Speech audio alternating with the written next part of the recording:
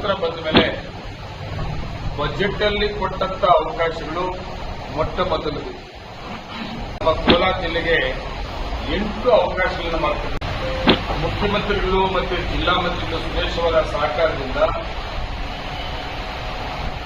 ಜಿಲ್ಲೆಯ ಎಲ್ಲಾ ಶಾಸಕರು ಒತ್ತಾಯದಿಂದ ಪಿಪಿಪಿ ಮಾಡಲಲ್ಲಿ ಒಂದು ಮೆಡಿಕಲ್ ಕಾಲೇಜನ್ನ ಘೋಷಣೆ ಮಾಡಿತ್ತು. ಮಾಲೂರು ಹಾಸ್ಪಿಟಲ್ಗೆ ಸುಮಾರು 41 ಕೋಟಿ ಮಾಲೂರು ಹಾಸ್ಪಿಟಲ್ ಸಿಗ್ತಾರೆ. ಹೀಗೆ ಮಾಡ್ತಾನೆ ಇರಲಿ. ಇನ್ನು 1 ವರ್ಷ ಸುಧಾರಿಸಿಕೊಂಡ್ರೆ ವಿರೋಧ ಪಕ್ಷದವರಿಗೆ ಮಾಲೂರು ತಾಲೂಕಿನ ಡೆವಲಪ್ಮೆಂಟ್ಸ್ ಏನೋ ಅನ್ನೋದು ಬಜೆಟ್ ಸನ್ಮಾನ್ಯ ಮುಖ್ಯಮಂತ್ರಿಗಳಾದ ಸಿದ್ದರಾಮಯ್ಯನವರು ನಮ್ಮ ಕೋಲಾರಿಗೆ ವಿಶೇಷವಾದ ಒತ್ತನ್ನ ಅವಕಾಶಗಳನ್ನು ಕೊಟ್ಟಿರೋದು ನೋಡಿದಾಗ ನನ್ನ ಪ್ರಕಾರ, ನನಗೆ ಗೊತ್ತಿರೋ ಪ್ರಕಾರ ಸ್ವತಂತ್ರ ಬಂದ ಮೇಲೆ ಬಜೆಟ್ ಅಲ್ಲಿ ಕೊಟ್ಟಂತ ಅವಕಾಶಗಳು ಮೊಟ್ಟ ಮೊದಲು ಸನ್ಮಾನ್ಯ ಮುಖ್ಯಮಂತ್ರಿ ಸಿದ್ದರಾಮಯ್ಯನವರು ಬಜೆಟ್ ಅಲ್ಲಿ ಘೋಷಣೆ ಮಾಡಿದಂತ ಕಾರ್ಯಕ್ರಮಗಳು ಕೋಲಾರ ಜಿಲ್ಲೆಗೆ ಈ ಸಾಲಿನ ಬಜೆಟ್ ಅಲ್ಲಿ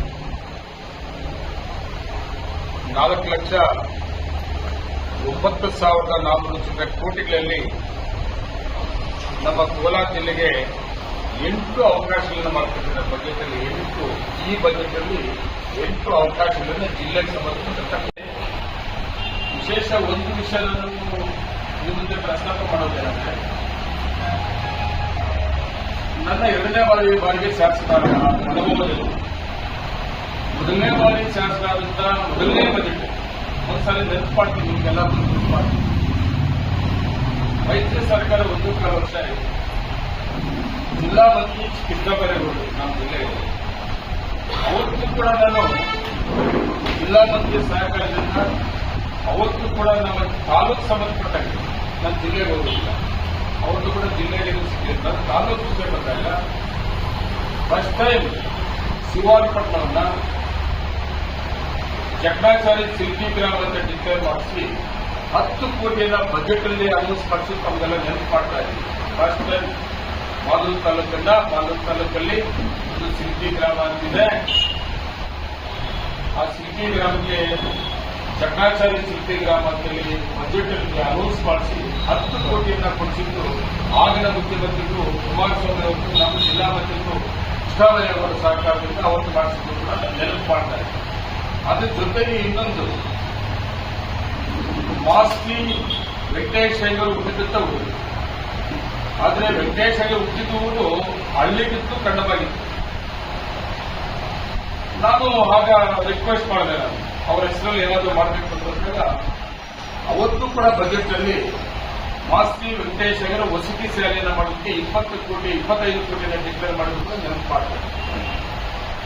ಮೊದಲನೇ ಅವಧಿ ನಾನು ಯಾಕಿದೆ ನೆನಪು ಮಾಡ್ತಾ ಇದ್ದೀನಿ ಅಂದ್ರೆ, ಕೆಲವು ಪಾಪ ವಿರೋಧ ಪಕ್ಷದವರು ಮಾತಾಡ್ತಾರೆ. ವಿರೋಧ ಪಕ್ಷದವರು ಶಾಸಕರಾಗಿದ್ದರು. ಅವತ್ತು ಹಿಂದೆ ಕಾಂಗ್ರೆಸ್ ಸರ್ಕಾರ ಇದ್ದಂತ ಸಂದರ್ಭದಲ್ಲಿ, ನಾಗರಾಜ್ ಸಾಹೇಬ್ ಇದ್ದಂತ ಸಂದರ್ಭದಲ್ಲಿ ಏನಾಗಿತ್ತು ಅದು ಬಿಟ್ಟರೆ ಒಂದ್ಸಾರಿ ನೆನಪು ಮಾಡ್ಕೊಂಡ್ರೆ ನೀವೆಲ್ಲ ಕೂಡ ನಿಮ್ಮ ಮುಖ್ಯನ ನನ್ನ ತಾಲೂಕಿನ ಜನತೆಗೆ ನೆನಪು ಮಾಡಕ್ಕೆ ನಾನು ಅವಕಾಶ ತಗೊಂಡೆ. ನಾಗರಾಜ್ ಸಾಹೇಬರು ಆದ್ಮೇಲೆ ಯಾರು ಮಂತ್ರಿ ಶಾಸಕರಾದ ತಾಲೂಕಿನ ಯಾವ ಬಜೆಟ್ ಅಲ್ಲಿ ಈ ಮಾಲೂರು ತಾಲೂಕು ಸಂಬಂಧಪಟ್ಟಂಗೆ ಬಜೆಟ್ ಎಲ್ಲ ಅನೌನ್ಸ್ ಮಾಡಿಸ್ಕೊಟ್ಟ ಕಾರ್ಯಕ್ರಮ ಎಷ್ಟು ಲೆಕ್ಕ ಕೊಡಬೇಕು ಆ ಬಜೆಟ್ ಅನ್ನು ನಾನು ರಿಕ್ವೆಸ್ಟ್ ಮಾಡ್ತೀನಿ. ಚಾಲೆಂಜ್ ಮಾಡಕ್ಕೆ ರಿಕ್ವೆಸ್ಟ್ ಮಾಡಿ ಒಂದ್ಸಾರಿ ನೆನಪು ಮಾಡ್ಕೊಳ್ಳಿ. ವಿರೋಧ ಪಕ್ಷದವರು ಕೂಡ ಎಷ್ಟೇ ಸೆಟ್ ಶಾಸಕರಾಗಿರ್ಬೋದು, ಮಂತ್ರಿಗಳಾಗಿದ್ರು, ಮತ್ತೆ ಮಂಜುನಾಥ ಗೌಡರು ಕೂಡ ಶಾಸಕರಾಗಿದ್ರು ಅಲ್ವಾ.